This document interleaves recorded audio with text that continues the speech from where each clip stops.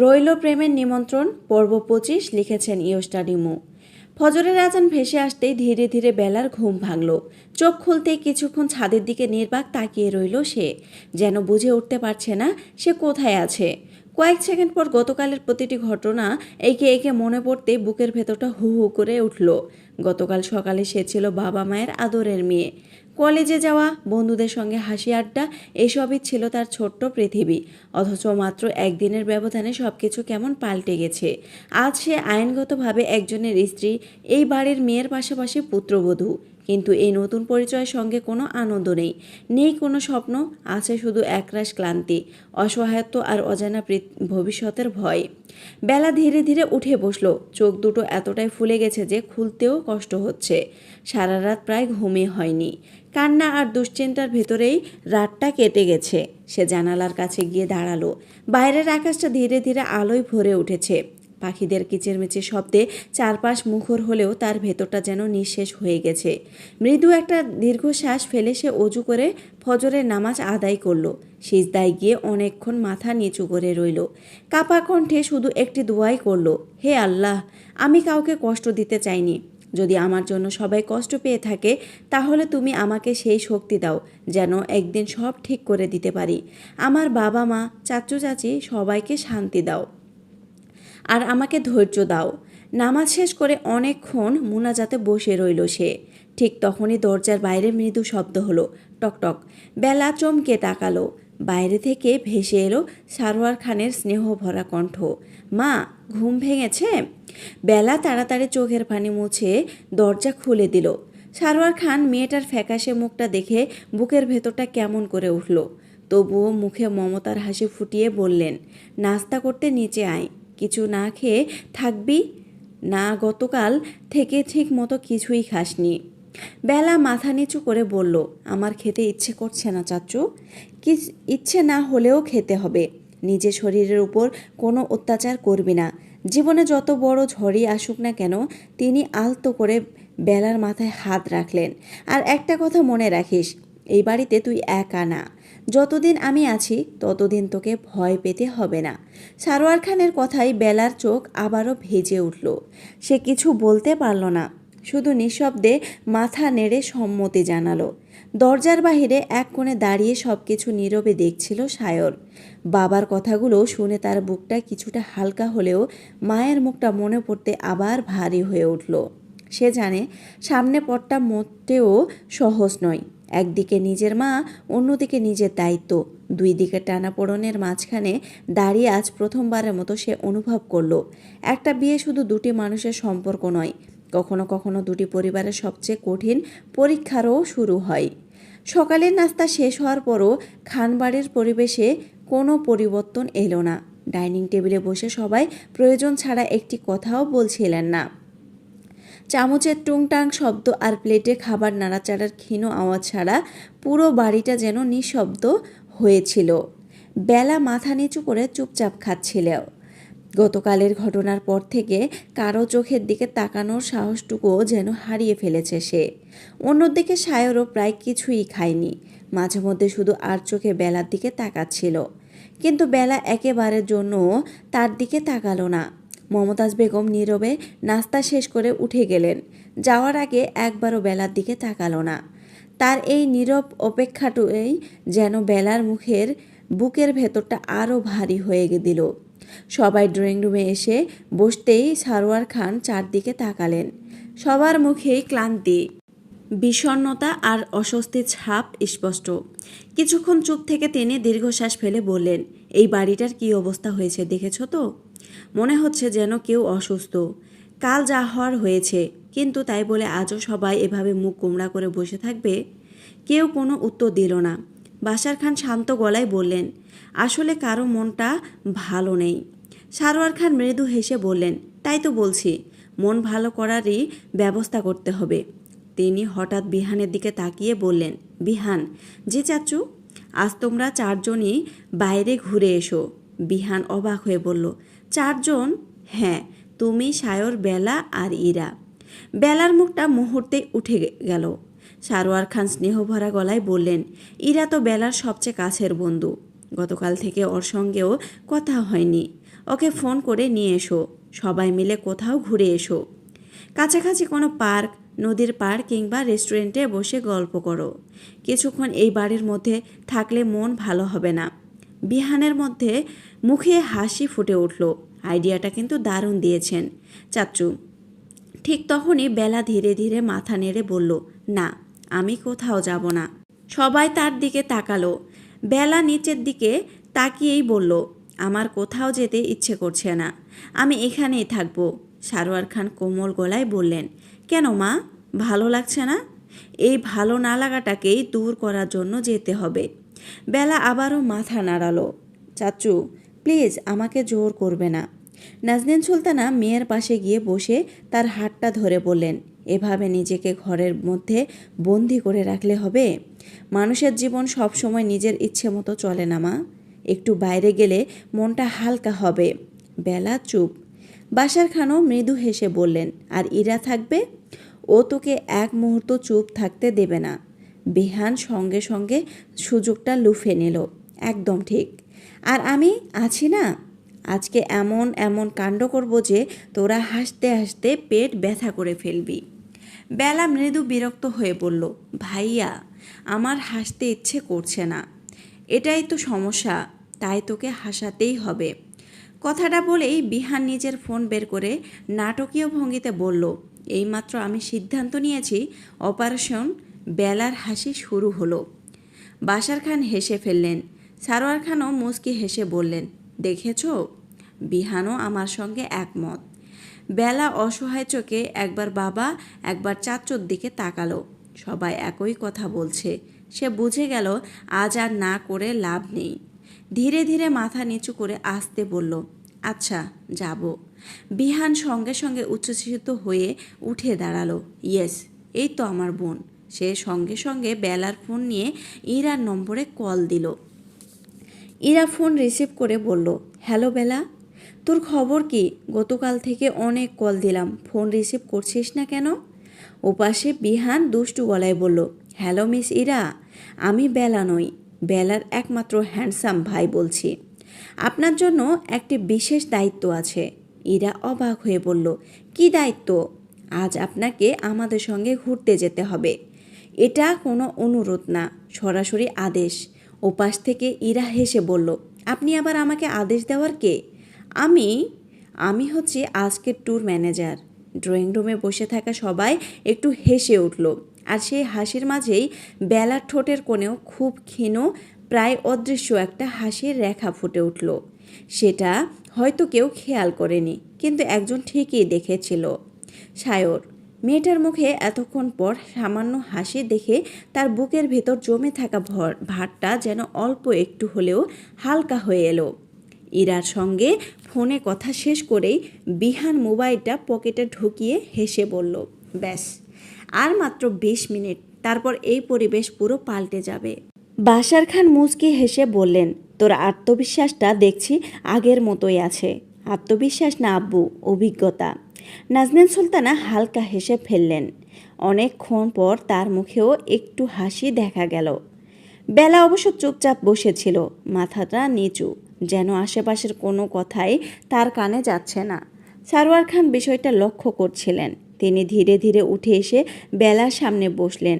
খুব কোমল স্বরে বললেন, মা। বেলা মুখ তুলল। চাচ্চু, একটা কথা বলবি? জি। তুই কি আমার উপর রাগ করেছিস? বেলা অবাক হয়ে মাথা নাড়ল। না, তোমার উপর রাগ করব কেন? তাহলে আমার একটা কথা রাখ। বেলা চুপ করে রইল। সারোয়ার খান তার মাথায় আলতো করে হাত রেখে বললেন, আগামীকাল সারাদিন শুধু কান্না করেছিস। এত কান্না করলে মানুষ ভেতর থেকে ভেঙে যায়। আমি চাই না আমার মেয়েটা এভাবে ভেঙে পড়ুক। আমার মেয়েটা, এই কথাটা শুনে বেলার বুকটা কেঁপে উঠল। চোখের কোণে আবার পানি জমে উঠল। সারোয়ার খান মৃদু হেসে বললেন, দেখলি, আবার কাঁদছিস? আমি চেষ্টা করছি চাচু নিজেকে স্বাভাবিক রাখার।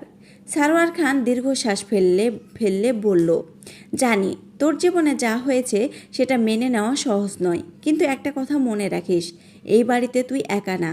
তিনি একবার সায়রের দিকে তাকিয়ে আবার বললেন, আমি আছি, তোর চাচি আছেন, যদিও এখন সে অনেক কষ্টে আছেন। তোর আব্বু আম্মু আছে, বিহান আছে, সায়র আছে। বেলা ধীরে ধীরে চোখ মুছে ফেলল। চাচু, আমি শুধু চাই আমার জন্য আর কেউ কষ্ট না পাক। কেউ কষ্ট পেলে আমার খুব খারাপ লাগে। সারোয়ার খান শান্ত কণ্ঠে বললেন, সেটা আর তোর হাতে নেই মা। কখনো কখনো আল্লাহ এমন কিছু লিখে রাখেন যেটা মানুষ চাইলেও বদলাতে পারে না। তখন আমাদের শুধু ধৈর্য ধরতে হয়। বেলা কোনো উত্তর দিল না। ঠিক তখনই বাইরে একটা সিএনজির হর্ন শোনা গেল। বিহান সোফা থেকে লাফ দিয়ে উঠে দাঁড়ালো। এই যে, মনে হচ্ছে টর্নেডো এসে গেছে। কিন্তু এত তাড়াতাড়ি আসলো কিভাবে? সায়র ভ্রু কুঁচকে বলল, টর্নেডো? বিহান হেসে বলল, ইরা এসেছে। কথা শেষ হতেই দরজা ঠেলে ভেতরে ঢুকলো ইরা, হাতে ছোট্ট একটা ব্যাগ, চোখে মুখে উদ্বেগ। ভেতরে ঢুকেই প্রথমে সবাইকে সালাম দিল। সবাই উত্তর দিতে তার চোখ বেলার উপর গিয়ে থামল। মাত্র একদিনের ব্যবধানে মেয়েটা কতটা বদলে গেছে। মুখ ফ্যাকাশে, চোখ ফুলে লাল, ঠোঁটে কোনো হাসি নেই।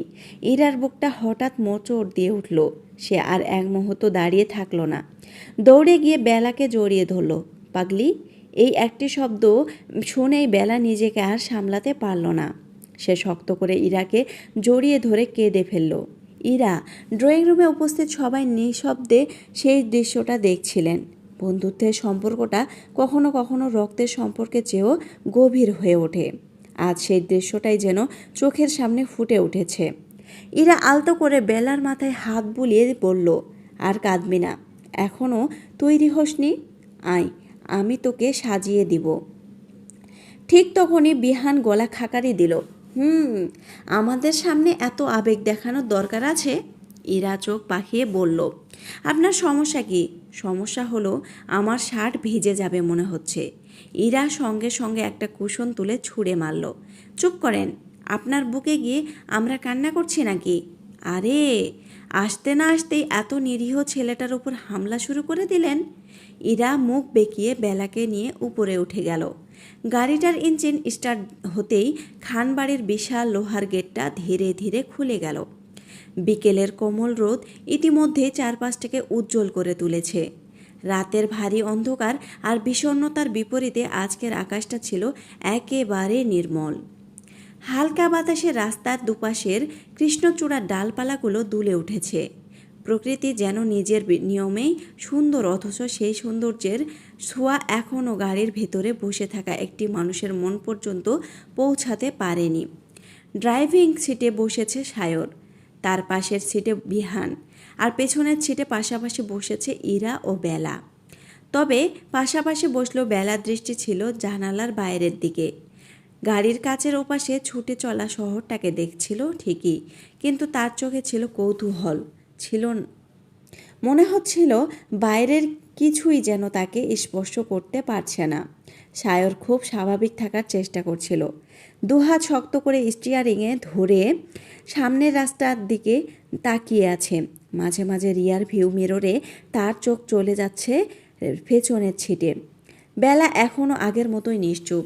সেই নিশ্চুপ মুখটা দেখলেই তার বুকের ভেতরটা কেমন অদ্ভুত ভারী হয়ে উঠছে।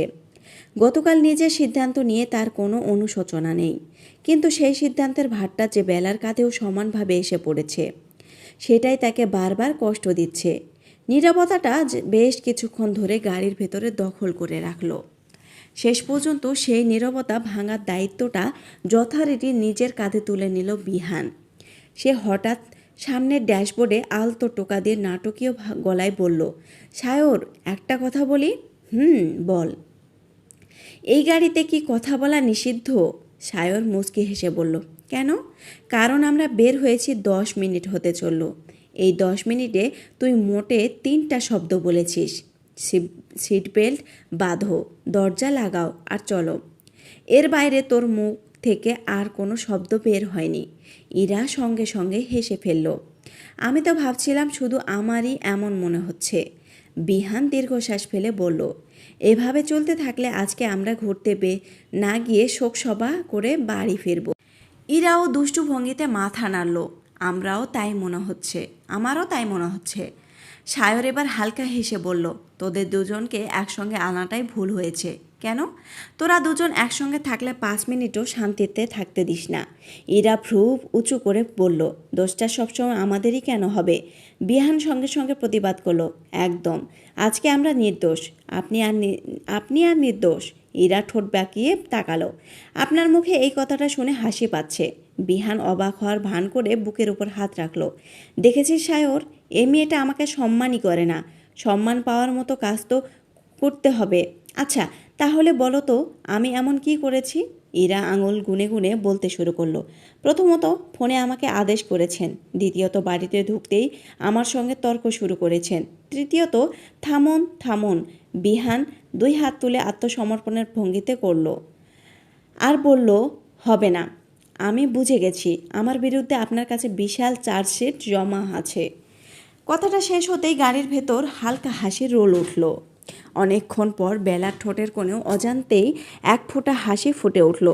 সেটা খুব ক্ষীণস্থায়ী ছিল, কিন্তু সেই ছোট্ট হাসিটুকু সায়রের চোখ এড়ালো না। রিয়ার ভিউ মিররে ভেসে ওঠা সেই হাসিটা দেখে অদ্ভুত এক প্রশান্তি নেমে এলো তার মুখে।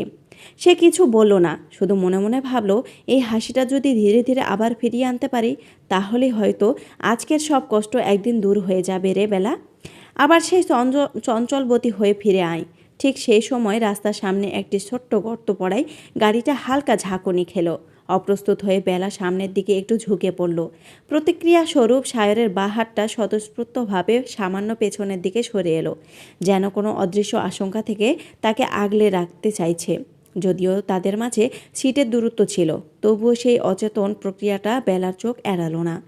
এক মুহূর্তের জন্য দুজনের দৃষ্টি রিয়ার ভিউ মিররের মাধ্যমে এক হয়ে গেল।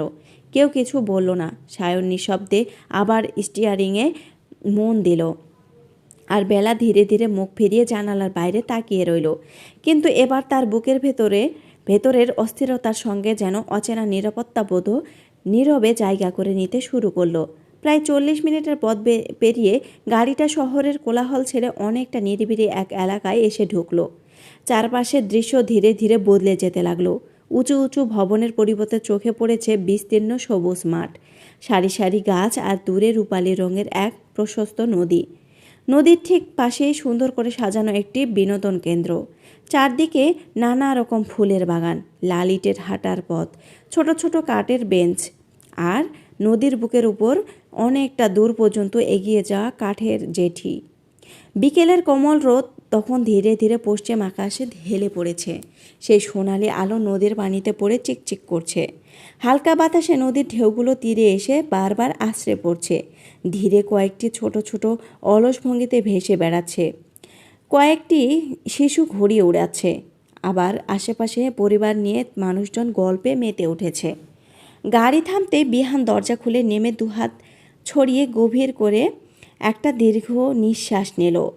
আহ, এই বাতাসটার জন্যই তো এখানে আসা। ইরা হেসে গাড়ি থেকে নেমে চারপাশে তাকিয়ে বলল, জায়গাটা সত্যি অনেক সুন্দর। মনে হচ্ছে এখানে এলে মন খারাপ করে থাকাটাই অপরাধ। সায়র গাড়ির দরজা লক করতে করতে একবার পেছন ফিরে তাকালো। বেলা এখনও নেমে দাঁড়িয়ে আছে ঠিকই, কিন্তু অন্যদের মতো চারপাশ দেখছে না। দুহাত ওড়নার প্রান্তে জড়িয়ে চুপচাপ দাঁড়িয়ে আছে। সারাটা পথ সে আগের চেয়ে কিছুটা স্বাভাবিক হলেও তার ভেতরে সংকোচ এখনও কাটেনি। ইরা ধীরে ধীরে তার কাছে এগিয়ে এসে হাতটা ধরে বলল, চল না। বেলা মৃদু স্বরে বলল, তোরা ঘোর, আমি এখানেই বসে থাকি। একদম না, আমার ভালো লাগছে না ইরা।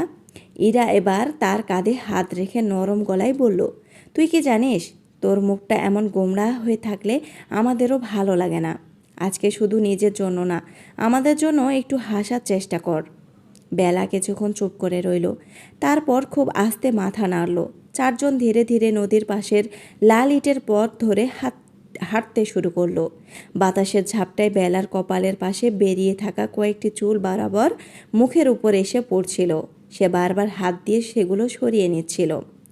সায়র কয়েক কদম সামনে হাঁটছিল।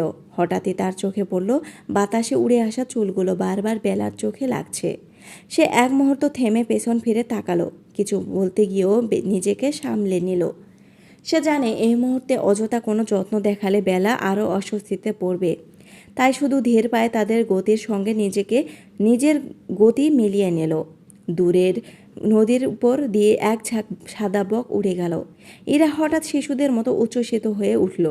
দেখ দেখ, কি সুন্দর! সে আনন্দে বেলার হাত টেনে নদীর আরও কাছে গিয়ে গেল। বেলা নদীর দিকে তাকিয়ে রইল। হালকা বাতাসে তার ওড়নাটা উড়ে উঠেছে। নদীর পানিতে অস্তগামী সূর্যের আলো চিকচিক করছে। অদ্ভুত এক শান্তি চারপাশে ছড়িয়ে আছে। অনেকক্ষণ পর তার বুকের ভেতরে জমে থাকা অস্থিরতাগুলো যেন একটু একটু করে নরম হতে শুরু করলো। সে খুব ধীরে নিজের অজান্তেই গভীর একটা নিঃশ্বাস নিল। মনে হলো এতদিন পর যেন প্রথমবারের মতো বুক ভরে নিঃশ্বাস নিতে পারছে। বিহানারীরা নিজেদের গল্পে মেতে কখন যে অনেকটা সামনে চলে গেছে সেটা বেলা কিংবা সায়র কেউই খেয়াল করেনি। নদীর পাড়ের লাল ইটের সরু পথটা অনেকটাই ফাঁকা। চারপাশে ছড়িয়ে আছে বিকেলের শেষ আলো। পশ্চিম আকাশে সূর্যটা ধীরে ধীরে নদীর বুকে নেমে যাচ্ছে। বেলা খুব ধীরে ধীরে হাঁটছিল। তার পায়ের গতি এতটাই ধীর ছিল যে যেন কোথাও পৌঁছানোর কোনো তাড়া নেই। মাঝে মাঝে সে নদীর দিকে তাকাচ্ছে, আবার কখনো দূরে আকাশের দিকে। দীর্ঘদিন পর প্রকৃতির এত কাছাকাছি এসে তার বুকের ভেতরে জমে থাকা ভারগুলো যেন একটু একটু করে হালকা হতে শুরু করেছে। সায়র তার থেকে 2-3 কদম দূরে হাঁটছিল। সে ইচ্ছে করলেই বেলার একদম পাশে এসে হাঁটতে পারত, কিন্তু সে তা করল না। কারণ সে জানে কিছু সম্পর্কের কাছে যাওয়ার আগেই দূরত্বটুকু সম্মান করতে হয়। কয়েক মুহূর্ত দুজনের মাঝে কোনো কথা হলো না। শুধু বাতাস বইছে, নদী বয়ে যাচ্ছে, আর পাশাপাশি হেঁটে চলছে দুটি মানুষ যাদের ভাগ্য একসাথে বেঁধে দিয়েছে, অথচ মন এখনও একে অপরের চিনে নেওয়ার পথে। হঠাৎ বেলা থেমে গেল। সামনেই নদীর দিকে একটু বেরিয়ে যাওয়ার কাঠের একটি ছোট্ট জেটি। সে ধীরে ধীরে সেখানে গিয়ে রেলিংয়ে হাত রাখল। চোখ স্থির হয়ে রইল নদীর পানির দিকে। সায়রও কিছুটা দূরে গিয়ে থামল। সে কোনো কথা বলল না। বেলার এই নীরবতায় হস্তক্ষেপ করতে তার ইচ্ছে করল না। কয়েক মিনিট এভাবেই কেটে গেল। শেষ পর্যন্ত বেলায় খুব আস্তে বলল, জায়গাটা খুব সুন্দর। সায়র তার দিকে না তাকিয়ে মৃদু স্বরে উত্তর দিল, হ্যাঁ।